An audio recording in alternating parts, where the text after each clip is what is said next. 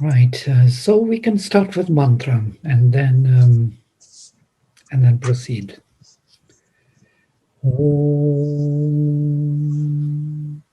Mukam Karoti Vachalam Pangum Langhayate Girim Yat Kripatam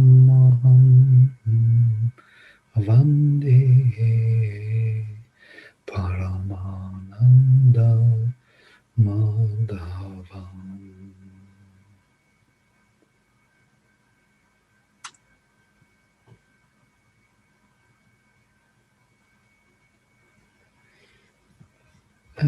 So it's very nice to see you all here again, and our group is kind of growing and considering the development.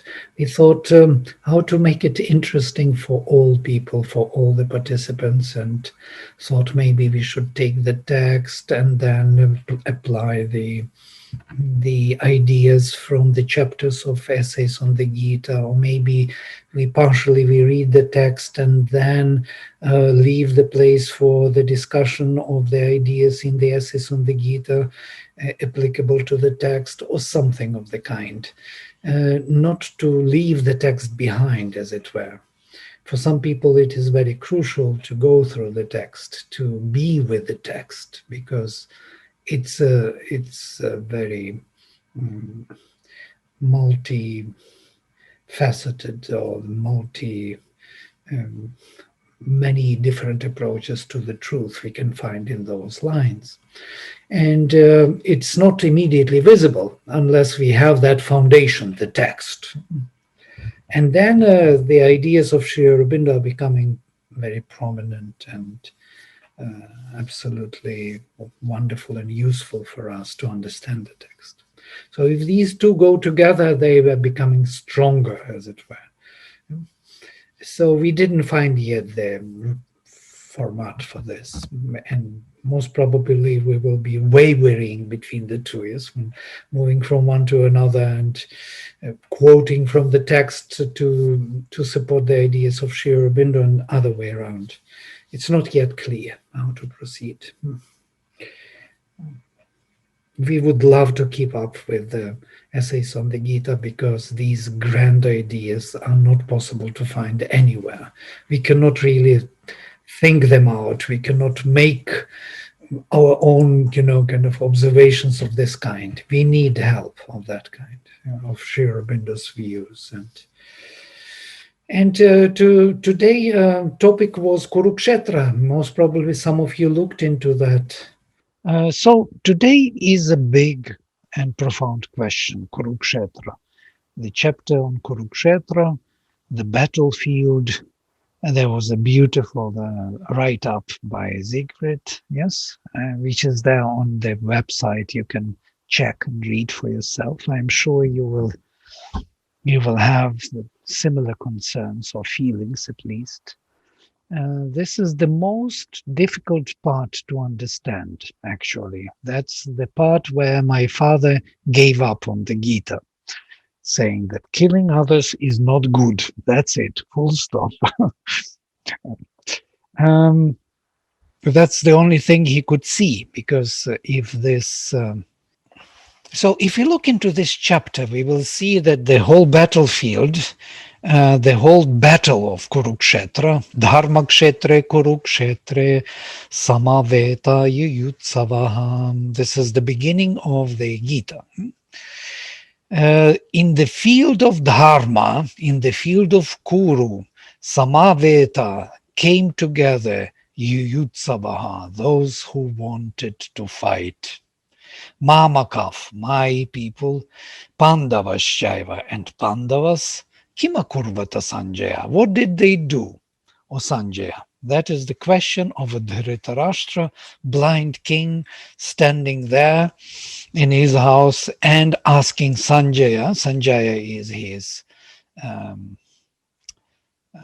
to put it? There's not, I don't know how to call him. Who is he? He is. Mm, um, advisor, most probably, advisor, close to him, who has this gift of sukshma drishti, of the subtle vision. And he can see far away. So he looks at the battlefield and sees what is happening at on the battlefield. And he reports to him. He says, so, and the question comes, what has happened? All those who came together ready to fight in the field of dharma, notice, in the field of kuru. What did they do? And the whole story starts. So this battle, what is this battle about? Kurukshetra, not Dharmakshetra. Dharmakshetra, and interestingly how Vyasa puts this, Dharmakshetra, Kurukshetra. Yeah? So Kurukshetra has a second position, whereas Dharmakshetra has the first position in his verse.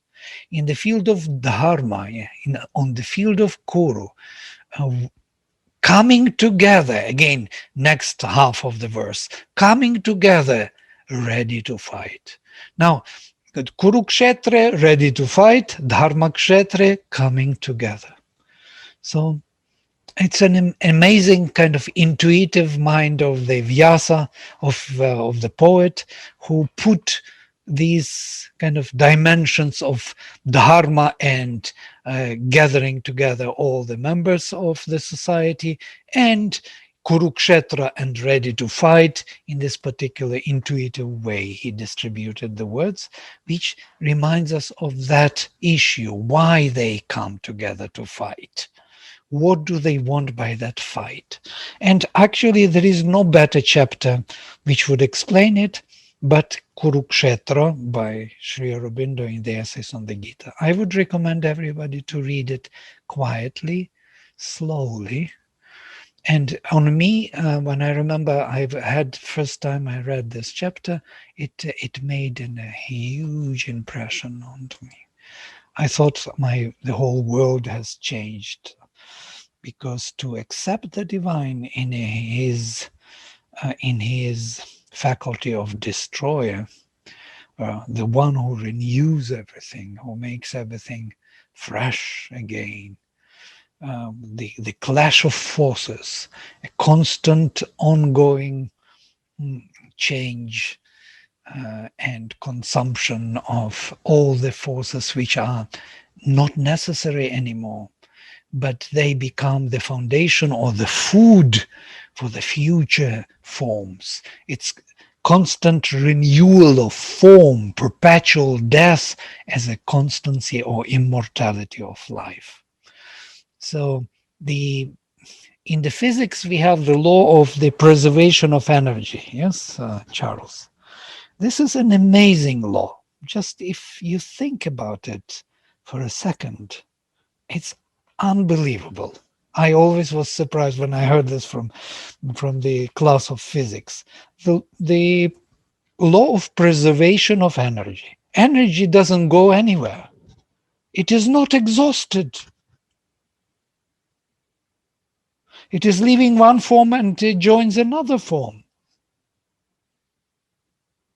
So if I burn something and that heat joined to other molecules and those molecules got another extra energy, they changed the form. So that form lived out and left the energy. Form was exhausted, but the energy went forward and created other forms. And this is something which we have to understand about our embodiment here. And that's the whole chapter is about this. The food, annam, is or matter is eatable. It is charged with spirit. It is by consuming the form, we create other new forms for consciousness, and consciousness grows and finds better and better forms, improves, evolves. We evolve the instruments of knowledge. The faculties of consciousness are evolving through these clashes. And there is the whole passage in Taittiriya Upanishad to which Sri Aurobindo refers here, speaking about food. Yes, ahamannam, ahamannam, ahamannam. This is Taittiriya. Yes, I am food. I am food. I am food. Ahamannado, hamannado, hamannadaha. I am the eater of food. I am the eater of food. I am the eater of food. Ahanga shloka krit, ahanga shloka krit, ahanga shloka krit. I am the creator of the word, literally, of shloka. I am the poet, the creator of the word. I am the creator of the word. Ahamasmi prathamaja. I am firstborn, prathamaja ritasya, of the truth. Purvam devebhyo amritasya nabhayi, before the gods, in the navel of immortality.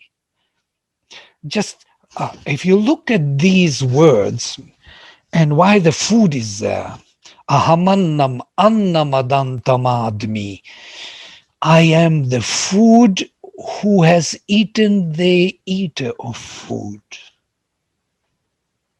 What is that food which eats the eater of food? It's a constant, ongoing process of creation. The spirit is here, looking for its new forms. And what I get from this Kurukshetra chapter is a very interesting insight, which is actually within the presupposition, not with what Sri Aurobindo says, but what he means to say, is that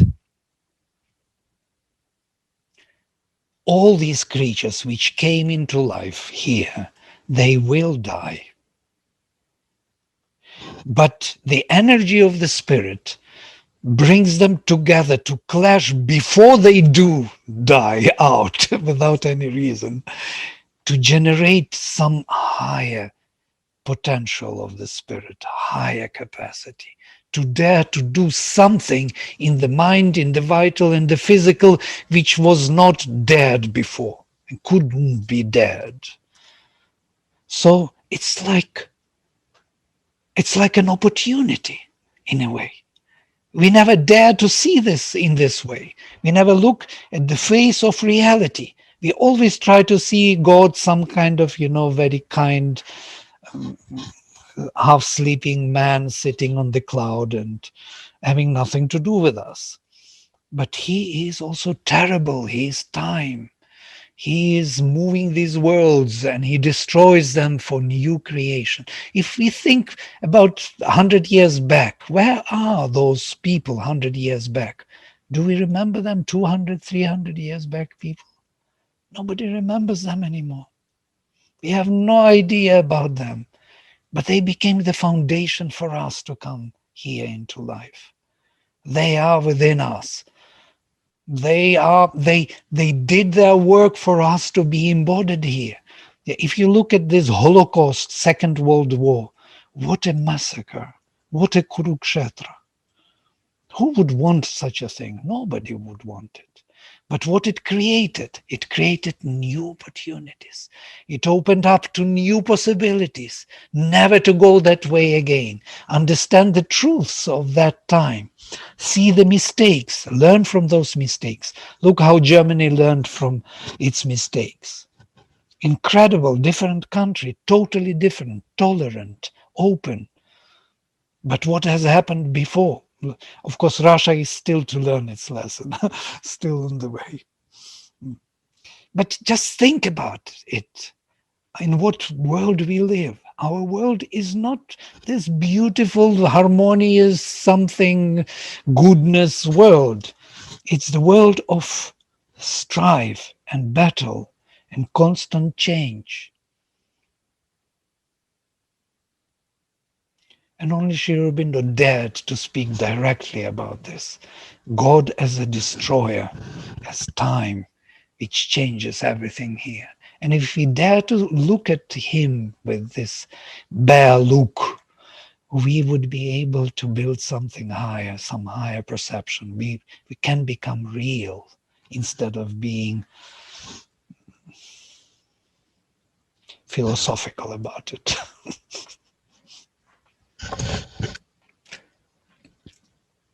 Okay, I welcome your thoughts, please. Thoughts, ideas, and then we will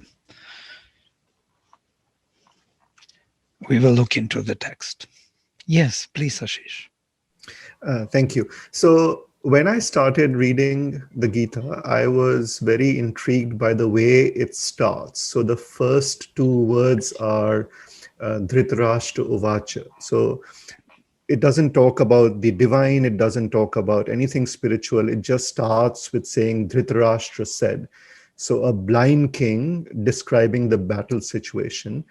And I tried to read more, and to me it was like a context setting for the scripture. It talks about that we are sometimes, for example, blinded by the lack of foresights to see the truth, and then we start describing our expectation, our situation by what we see or cannot see, which is how the first verse of Gita is.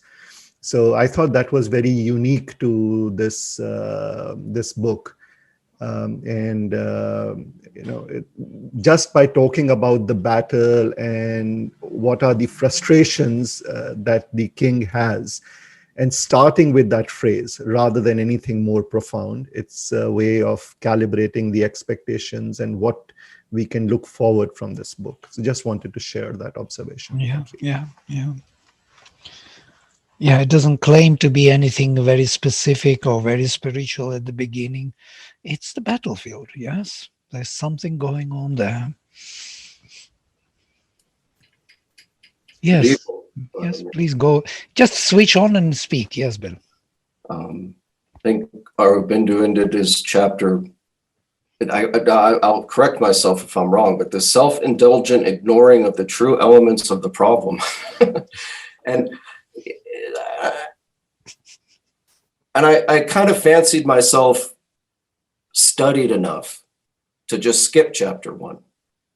Let's just go to chapter 2. I get it. There's a battle and it has to be described, played out. And then I was reading something today and saying, maybe I've missed something. Are the different generals, what do I have to see? They go out and they see the field. They see the armies, they see the warriors.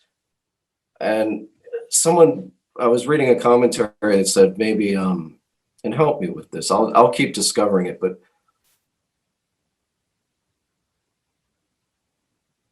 do I have to see my humanness? Right.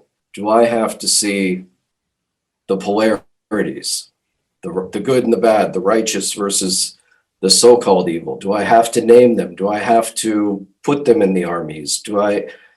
Or is it all about just transcending them? Because it seems like this is a journey about being human and divine. Yeah, absolutely. Yeah, and I mean, I just go straight to the chase, which is, okay, the moral of the story is everything's God. What's after that? Well, there's nothing after that. Everything's God, then problem solved. And yet I have to come out and I have to stand in the chariot. I have to, it's me. It's not just them or you. So it made chapter 1 a whole new perspective for me. It's not just a studying of the story, but how do these armies relate to me in my life and my humanness? So I'll keep discovering that. And thank you, Ashish, for all your contributions. So Happy New Year. Thank you. Lovely. Thank you for this sharing, being human and divine at the same time, not to run away from the battle on one side, to remain Kshatriya, who is to fight, yes, who is to face all that what is coming on the human level, and also at the same time to see and to be the divine and to understand There are two ways out of this. One is you leave everything in an egoistic perception of yourself as being clean, as Sri Aurobindo says, not to make your hands dirty. Yeah? You are just clean. You don't participate in this massacre. You just get out. And then this massacre happens anyhow. Yeah? But you got out. You are free to go. You have nothing to do with that, it seems, which is not at all true, as Sri Aurobindo says. You can become a bigger problem and a bigger massacre with your denial of participating in life, facing the dangers, looking into the eyes of destroyer, time. And that happens many times in the history of spirituality also. We saw what happened with people who were preaching, pacifism. They were the most destructive people because what massacres were following them were much greater than if they would make a decision to act in the moment of time. So if you start analyzing that in the history, you will see that those pacifists are really not pacifists. They're just escaping their responsibilities to be part of the creation. They try to find their safe corner where they can sit and wait till pandemic is over, and then they can plug in again into reality. I'm kind of exaggerating jokingly here, but still, it is what happened. And because of these people who are silently escaping all possible engagement, that we have the world as it is. We need to be more actively engaged, but with a divine calmness, equality, and understanding. This is something very difficult to grasp. By the way, even when I'm saying it, I feel it, the meaning is not possible to grasp. It just evades, it disappears somewhere. So you have to be human and divine at the same time. You have to have vidya and avidya, as Isha Upanishad would say. Avidyayam rityum tirtva vidyayam ritam. By avidya, you cross over the field of death. By avidya, by partial knowledge, by ignorance, you cross over the field of death. Vidyaya mritam. And by the vidya, by the higher knowledge, the divine knowledge, you enjoy immortality. Now, how to be this, both human and divine? And that Kurukshetra is about, that chapter, Kurukshetra, is about this particular union of human and divine within one being. Yeah, some other thoughts on the preservation of energy, food eating, the eater of food? No? I'm kind of waiting for Charles to say something on physics. No, Charles? No?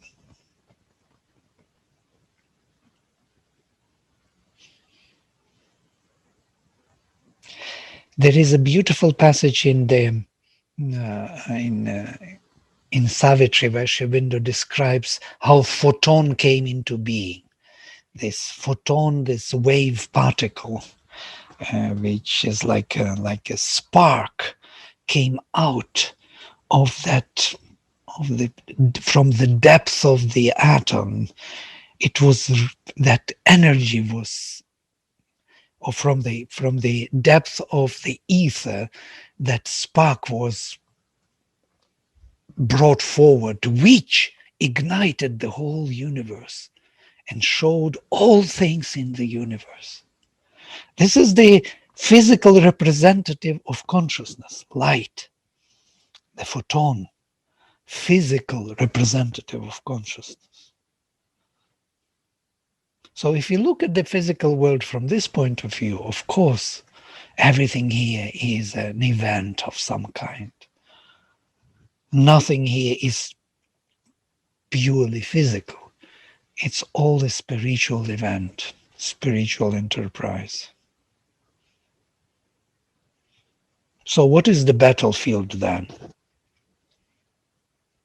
What are we fighting for, actually? Are we fighting for something?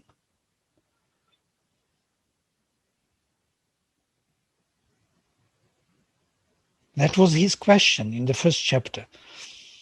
Why should I fight for the kingdom which I don't want to have? Because all the people whom I would be happy to have kingdom with will be killed.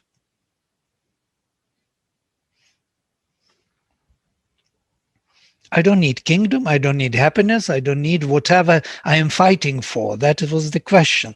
And he didn't receive the answer immediately from Krishna. The whole Gita was the answer, that actually it's not his business to fight for anything. It's just his involvement. He is plugged in a particular way into that context where he looks at it as if he is fighting for something. He is fighting for justice. What is that justice about? There is an energy, the clash of energy, which wants to create new forms, which wants to create new dharmas, new possibilities, which we cannot foresee. We don't see, we see only the destruction. We do not see the continuation after the destruction. And that's why we are bewildered. We are shrinking. We are rejecting the event as he did. He rejected dejection, or he went into the crisis. He couldn't fight.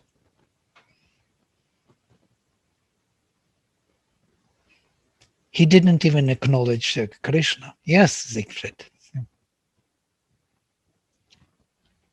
Yeah. Hello, everyone. Thank you all. Thank you, Ashish, for this nice structure you offer to us. What I see, and thank you, Radhi, for sharing the writings. I did it with all the colleagues. What I see in this situation is the battle against our own projections, because when you read any narrative, normally you put yourself like an actor inside, or when you see a film, you see yourself like a member of the film or protagonist even. And when I put myself in this sacred book, I automatically I did the same, and I can feel it, that battle against our own projections. And even when they are talking about familiar members, they see in front of them the familiar, I can see the transgenerational battles you can see in all the families. Especially this time, I'm doing some practice in the palliative unit in the hospital, and the most hard job we have to do as a psychologist is with the family members, because they are a battle. There are a battle between them. Not all of the families, but it's very usual to find that situation. It's a transgenerational battle when someone is ready to pass away. And we can see here in Kurukshetra, they have to be in front of that conflict. How you are projection your own personality linked with the family relations. I think this is the most normal for all of us, because I'm sure all of us, we had some family conflicts. It's everywhere. It's human, I think. Thank you. Thank you, Siegfried.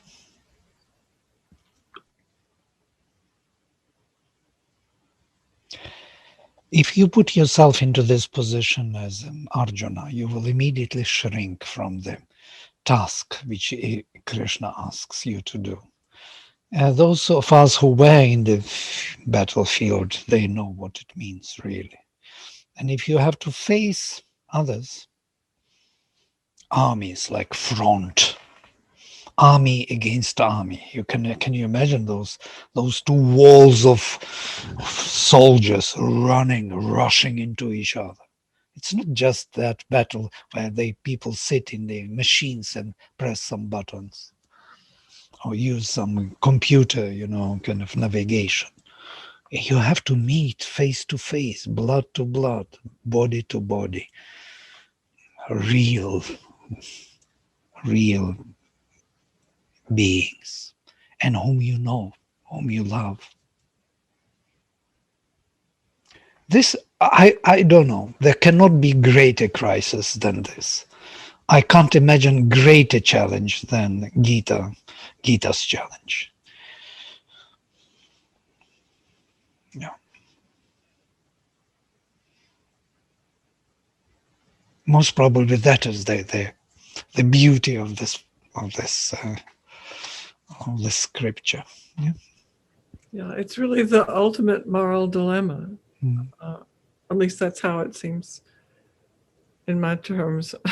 Mm. And yet we find that the solution goes beyond morality. It's abandoning the Dharma. It's going beyond to higher spiritual truth, as we eventually find out. It means the highest form of love for the divine, the greatest bhakti. Because without that bhakti, you can't accept this. You can't do it. That means that you're really, really looking for the divine and have a contact with the divine. And then only you can see that what Krishna explains in the Gita.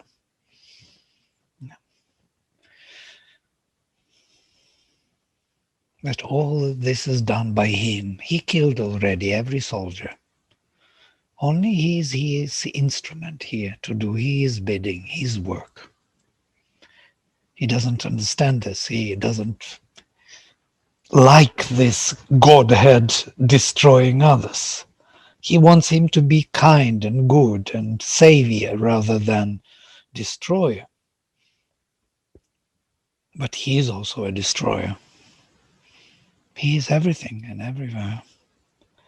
Only that bhakta who sees him everywhere and in everything, he can really understand this.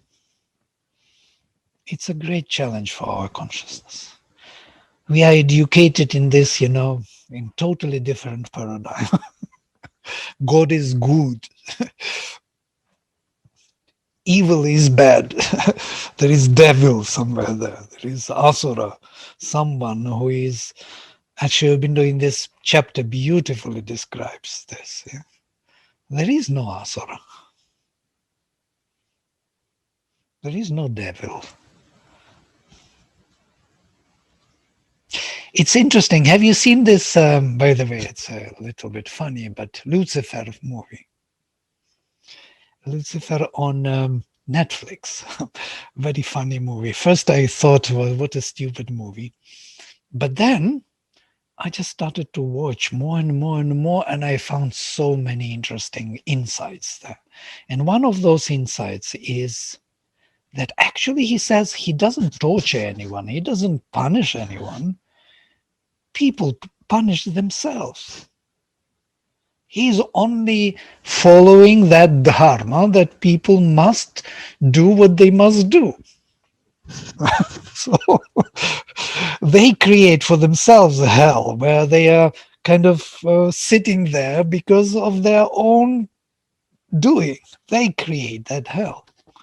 He's just there to look to follow the Dharma. He's Dharma Raja, Yama, in a way.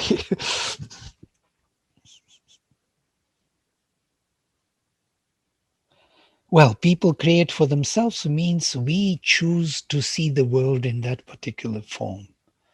We choose to activate the reality in that particular framework. It's all up to us.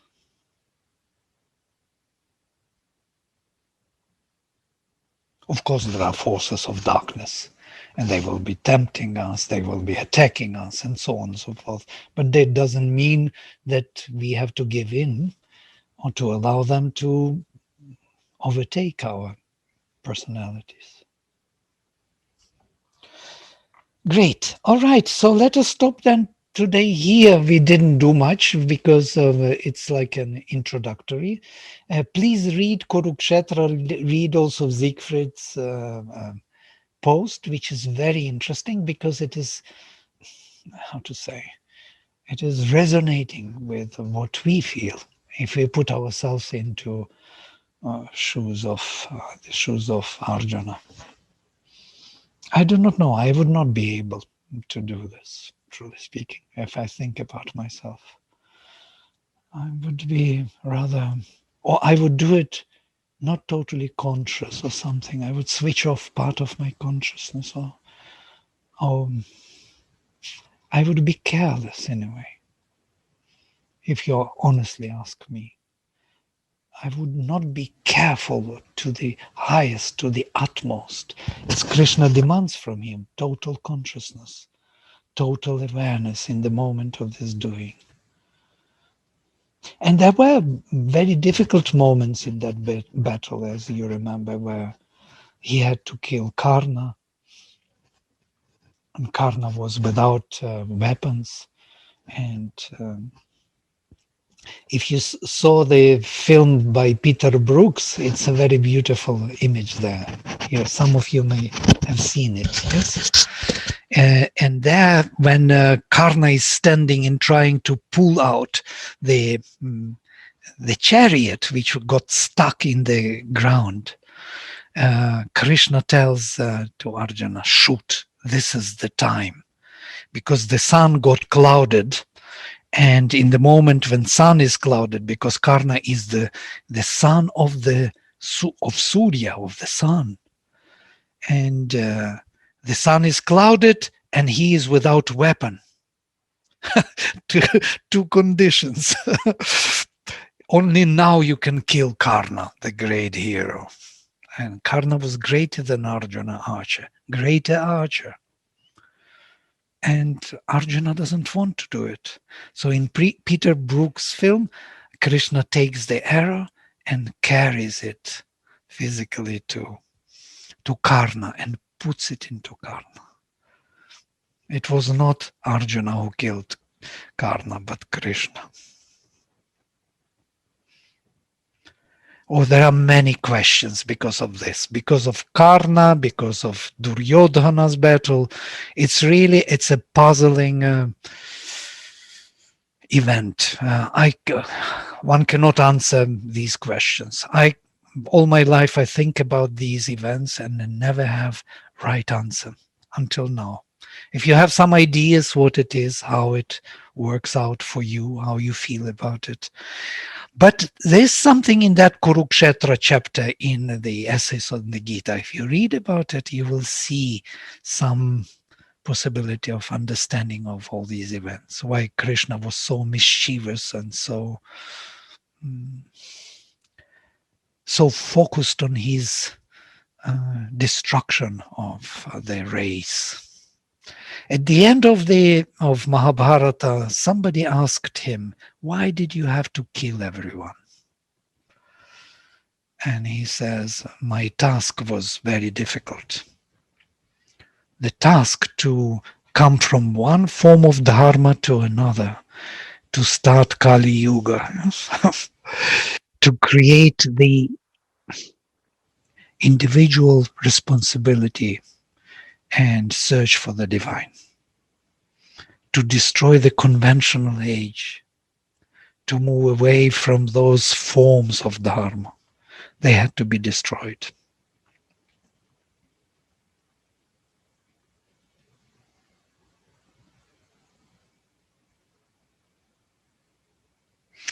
Yeah, it's a sad chapter.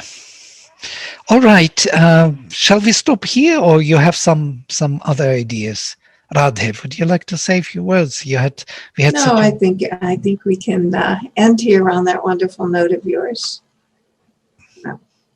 No, I mean, so I will say something that I was just thinking, and you and I shared a little bit about this earlier today, but, you know, it always, if you look back, and it's just elaborating on your comment you just made, that avatars come at times when the existing dharma no longer works, right? It has to be changed. There has to be total destruction of the moral structure, the psychological structure, the physical structure of families, in order that this new dharma that the avatar brings can come in afresh. And that's something that's universal, but it's also something we can take a look at our own lives and our own individual circumstances, that any great change in our life, any great progress that we've made, for the most part, has probably come as a result of great destruction, of giving up a family member, of giving up friends, of giving up a religious belief, of losing, of loss on the material front. So it's both universal and personal, that any real progress requires destruction. You can't create every moment. There's a creation. There was a moment before there was a destruction, and this is happening moment by moment, minute by minute. It's constantly happening. We just don't see it at that minute of a level, but it's a law of the universe, a law of creation. So Yeah, that's what I wanted to say. Lovely, thank you. This constant movement and change. By the way, there is a beautiful description by the mother of Mahakali, and she says that Mahakali is the purest, the most intense love towards the divine. Yeah? Why? Because she cannot tolerate any form which is not allowing the divine to manifest. So you can see in this destruction that intensity of love for the divine, because those forms are not to be endured. They are not to continue, because they do not embody the divine. They have to be changed. And that is the necessity of destruction.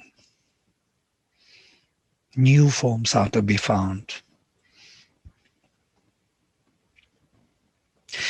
Great. But Sri Aurobindo in that chapter at the end says that not only the destruction is the divine, but also harmony. And Sri Krishna is not only a destroyer, but he is a friend and beloved. And that part of the divine should not be neglected with this talk about the destruction. He is not only a destruction.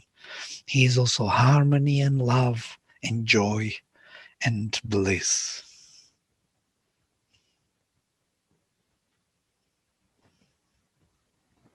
I know our mind has to be trained to really accept all these opposites, because for the mind it is difficult, but something in us has different poise, which uses the mind as the tool rather than just relies on the mind as the means of knowledge.